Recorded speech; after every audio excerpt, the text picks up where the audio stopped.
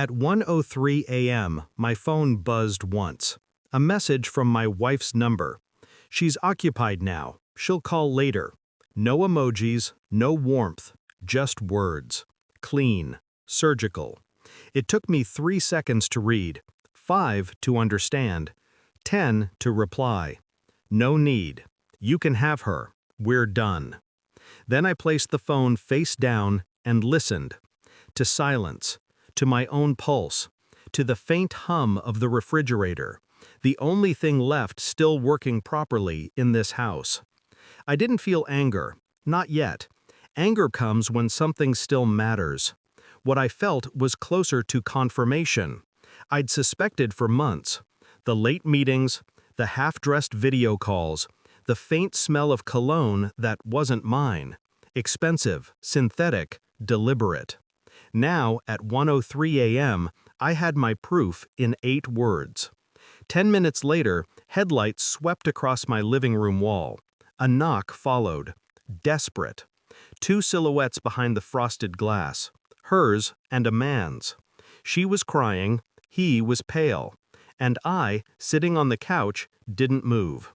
I let them knock until their voices cracked. I wanted to see how long it would take before one of them broke first. It had started subtly, too subtly. Her phone always face down. Passwords changed, then changed again. Work dinners that stretched past midnight. I had asked, once, lightly, "He must really trust you, this boss of yours." She smiled, too quickly. "He does. He says I'm the only one who keeps him sane." That was the moment I knew. Not because of the words, but because of the tone. Affection masked as professionalism. Guilt wrapped in laughter. After that, I stopped asking. I began watching instead. Every pattern shifted. She began wearing perfume to online meetings. Her phone vibrated in silence. 3 times. Always 3. A signal, maybe. And when she returned from the conference in Karachi, she brought back a new habit, sleeping with her phone under the pillow. I remember lying beside her one night, the faint light of her screen bleeding through the sheets.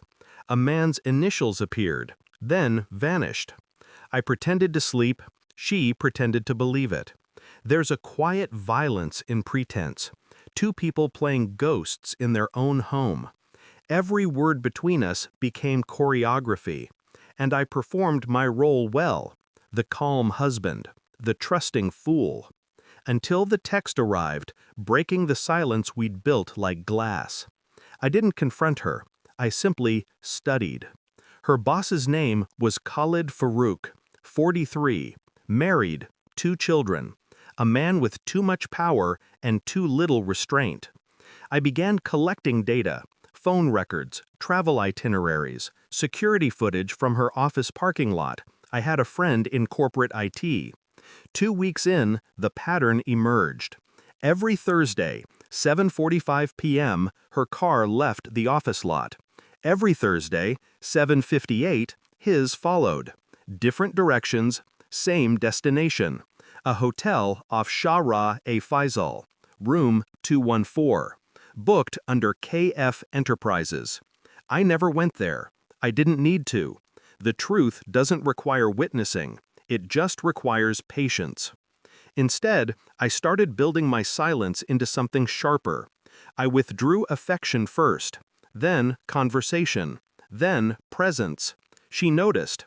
She called it stress. I called it preparation.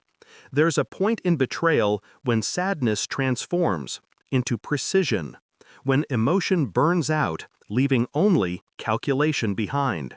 So, I prepared my move, quietly, carefully. DNA test kit ordered online, delivered discreetly. A glass from her bedside table, her toothbrush, strands of hair from her brush. When the results came back, I didn't open them immediately. I stared at the envelope for hours, sipping cold tea, letting the weight of it settle. Because after this, there would be no return, only clarity and consequence.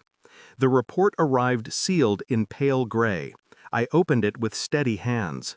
The test wasn't for me. It was for our daughter.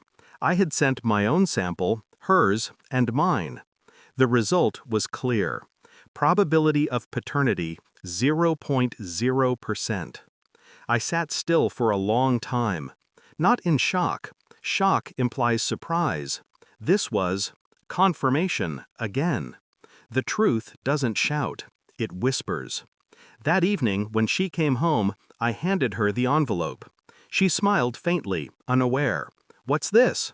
I said nothing. She opened it. Her lips trembled halfway through, then froze.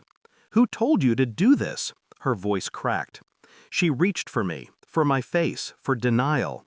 I took a step back. Behind her, our wedding photo hung slightly crooked, her hand on my chest, eyes shining. I noticed for the first time how staged it looked. She began to sob. I let her. Khalid called her phone during it. She silenced it without looking. And in that silence, she understood what she had lost wasn't forgiveness, it was relevance. The night she got that text from Khalid, she must have been with him.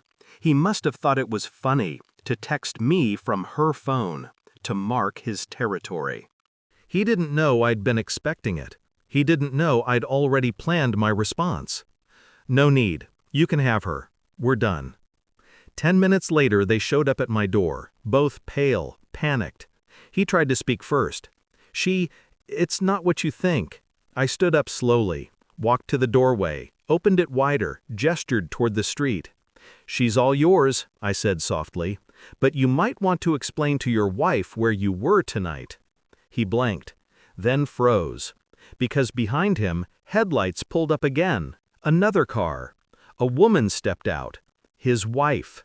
I had texted her too, sent her the same message, same time. "He's occupied now. He'll call later."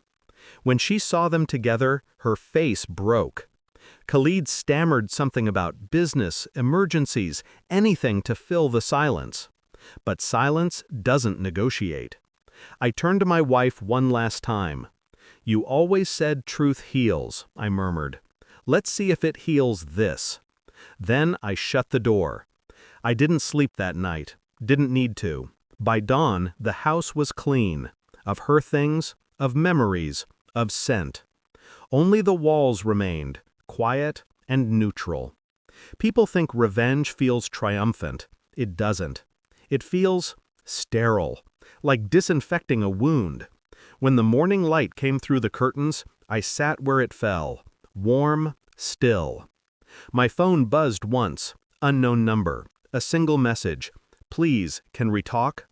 I deleted it without opening, then turned the phone off. Some things don't deserve answers. Some betrayals, once seen clearly, cure you completely. Final line, that night, I didn't lose a wife. I buried an illusion.